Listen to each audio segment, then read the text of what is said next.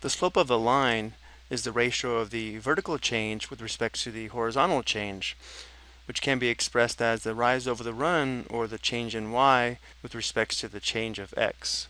So if we're given 2 points on a line as we are here, we can determine the slope of the line by determining the difference of the y coordinates over the difference of the x coordinates.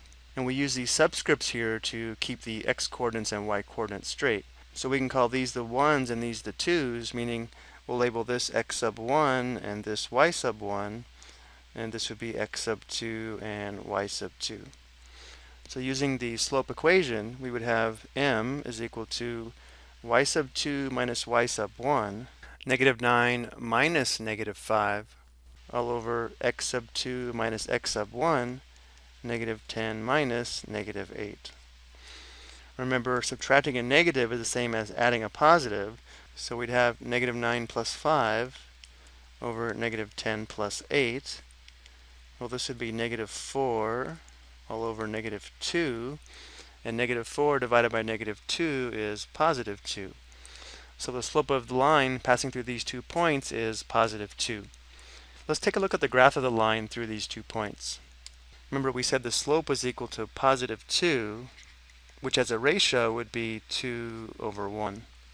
The first thing we should notice is, since the slope is positive, if we follow the line from left to right, notice how the line is moving uphill.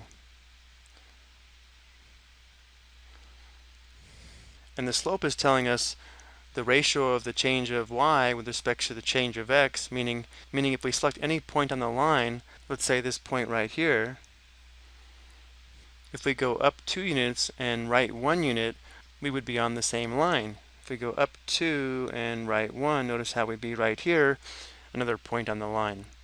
Again, we're going up 2 because the vertical change is positive 2, and we're going right 1 because the horizontal change is positive 1. And this would be true for any point that we select on the line. If we go up 2 and right 1, we'd find another point on the given line. Let's take a look at a second example. Again, we'll call these the 1's, x sub 1, y sub 1, x sub 2, y sub 2. So using our slope equation, the slope is going to be equal to y sub 2 minus y sub 1 over x sub 2 minus x sub 1. And again, we're subtracting a negative, so it's the same as adding a positive. So here we have positive 6 over negative 4.